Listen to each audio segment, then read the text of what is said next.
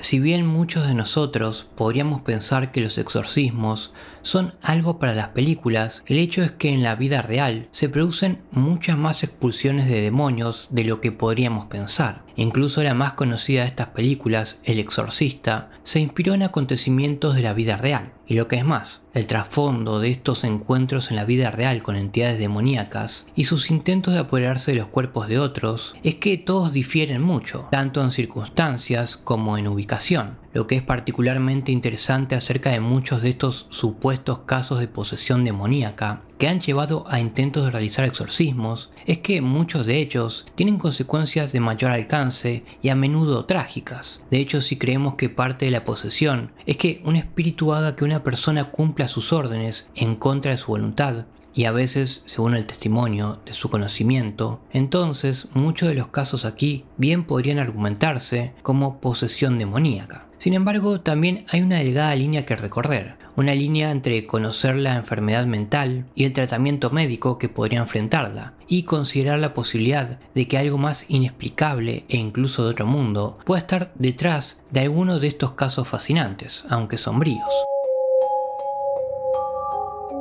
El misterio tiene oscuras historias que claman ser contadas.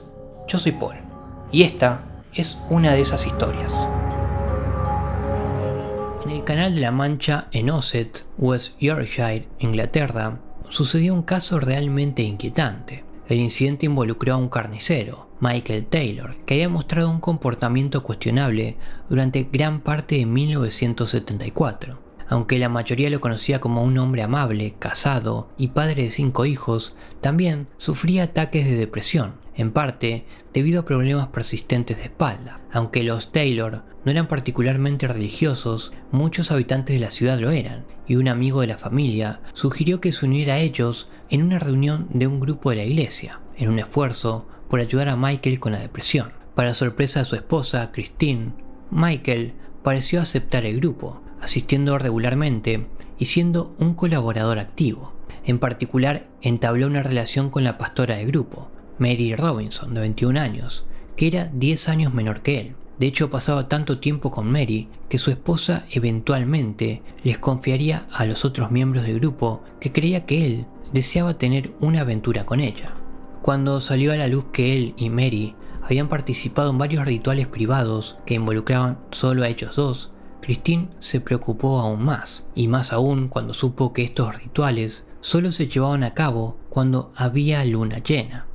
Como Michael pasaba poco tiempo en casa y mucho más tiempo con Mary, Christine, sintiéndose cada vez más desesperada, le expresó sus preocupaciones a Michael en una de las reuniones del grupo, delante de todos los presentes. Es en ese punto cuando la historia realmente da un giro dramático.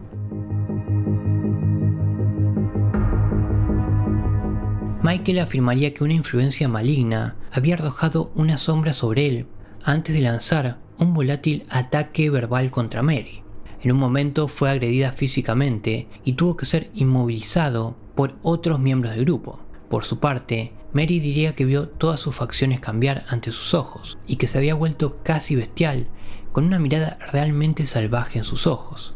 Quizás sorprendentemente, Michael afirmaría más tarde no recordar el incidente. Al final, el grupo lo perdonó por el arrebato y el asunto quedó zanjado, al menos oficialmente.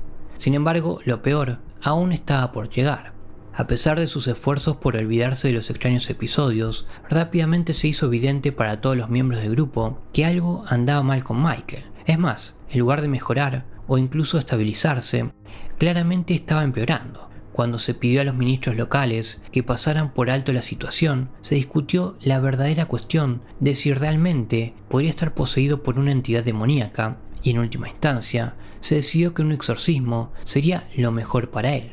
2 de los ministros realizarían el exorcismo, Peter Vincent y Raymond Smith, que tuvo lugar poco antes de la medianoche del 5 de octubre de 1974 en la iglesia de St. James en Barnsley. Durante el exorcismo, Michael reaccionó violentamente, convulsionando, escupiendo y gritando obscenidades. El exorcismo duró hasta la mañana siguiente, tiempo durante el cual se llevaron a cabo algunas actividades cuestionables, como empujarle a la fuerza un crucifijo en la boca y empaparlo repetidamente con agua bendita. Después de varias horas de esto, Michael se había vuelto casi animal, atacando e incluso gruñendo a cualquiera que se le acercara.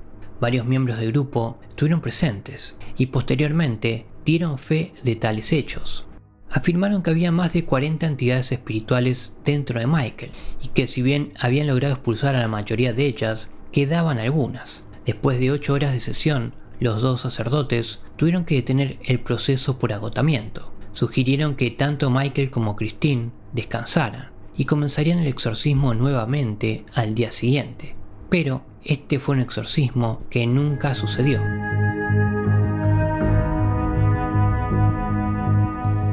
Poco antes de las 10 de la mañana del 7 de octubre, el agente Ian Walker conducía su auto por el vecindario donde vivían los Taylor. Para su sorpresa, ahí, en medio de la carretera, desnudo, confundido y cubierto de sangre, estaba Michael Taylor. Cuando Walker detuvo el auto y se acercó cautelosamente, este se tumbó en el suelo y se acurrucó. Walker recordó que decía repetidamente: "Es la sangre de Satanás". Cuando Walker se dio cuenta de la actividad que había en la carretera, notó que otro auto de la policía ya estaba estacionado afuera de la propiedad. Se enteró de que los vecinos habían llamado a la policía debido a un disturbio proveniente de la casa de los Taylor. Cuando el policía caminó hacia la propiedad, de repente vio a su inspector salir corriendo por la puerta principal. Se quedó ahí un momento y luego se dobló y vomitó.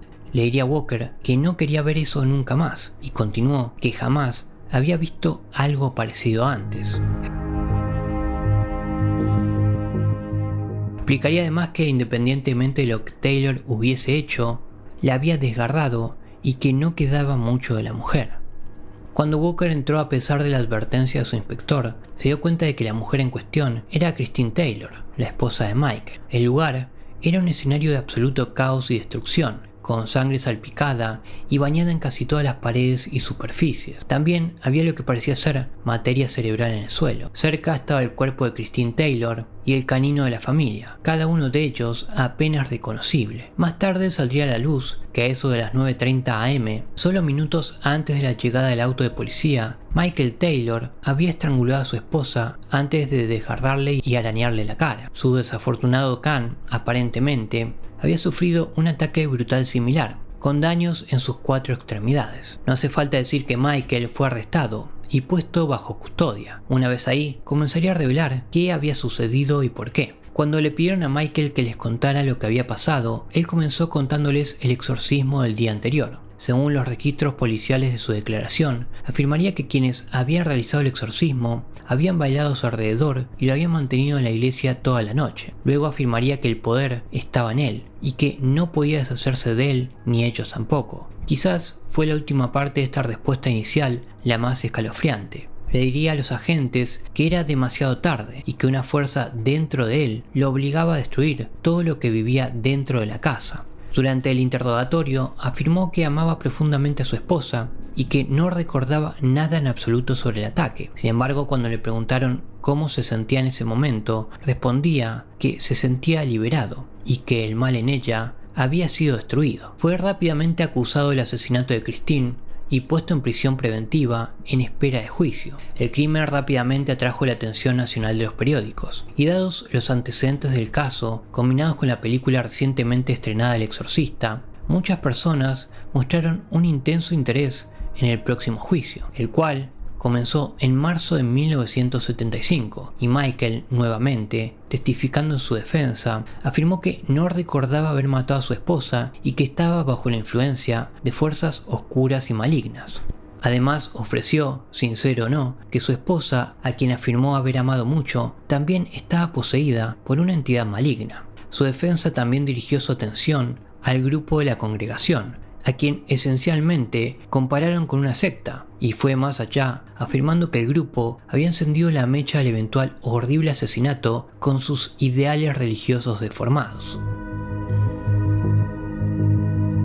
El abogado defensor, el señor Ognall, sería particularmente contundente cuando afirmó que sostenemos que Taylor es una mera cifra, la verdadera culpa está en otra parte, la religión es la clave. aquellos a quienes se ha hecho referencia como evidencia, y esos clérigos en particular, deberían estar con él en espíritu ahora en este edificio y cada día que está encarcelado en Broadmoor, y no menos importante, el día que debe soportar el amargo reencuentro con sus 5 huérfanos de madre. ¿Podrían los rituales privados entre Mary y Robinson haber sido una especie de catalizador que resultó en un asesinato? ¿Cuáles eran exactamente estos rituales y por qué tuvieron lugar? ¿Y qué hay del entusiasmo con el que los ministros locales llevaron a cabo un exorcismo? Un exorcismo que parece estar más en línea con los métodos de la Inquisición de la Edad Media.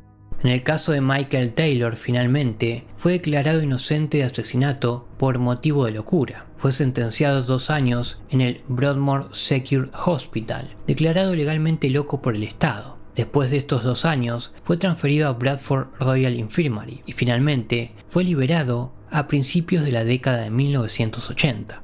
Tenemos que preguntarnos si Michael Taylor padecía una auténtica locura. ¿Fue realmente rehabilitado en un grado satisfactorio en solo 4 años? Y sobre todo, ¿estaba realmente poseído por una entidad maligna que temporalmente se apoderó de sus pensamientos y acciones para sus propios fines? ¿O fueron estos apagones signos genuinos de una enfermedad mental por parte de Taylor? Quizás valga la pena señalar que el hombre volvió a comparecer ante el tribunal en el año 2005, acusado de tocar indebidamente a un adolescente, y finalmente se le ordenó volver a recibir atención psiquiátrica una vez más.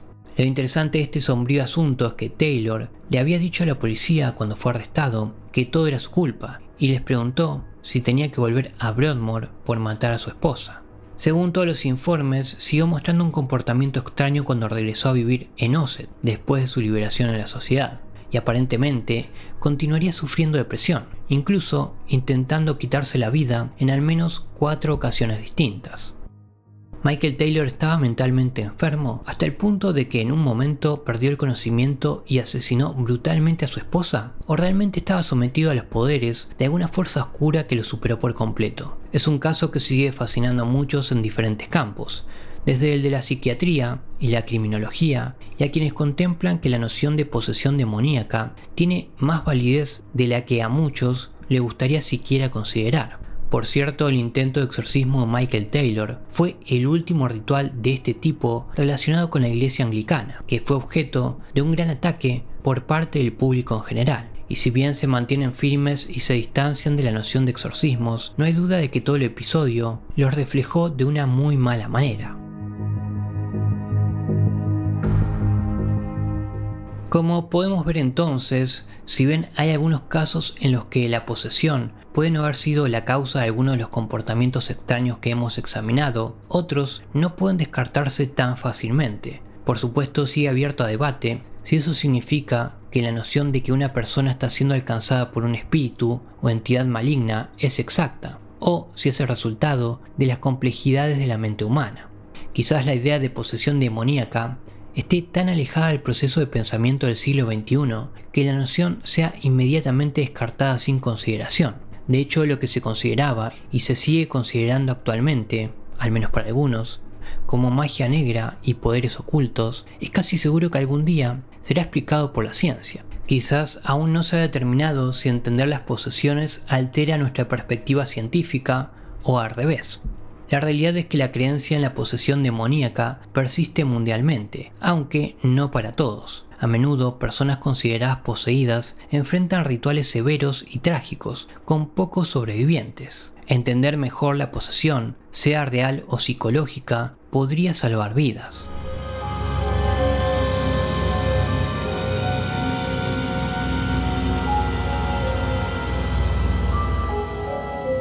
Espero te haya agradado esta oscura historia. Si fue así, considera suscribirte al canal y darle like al video. Que tengas una buena noche.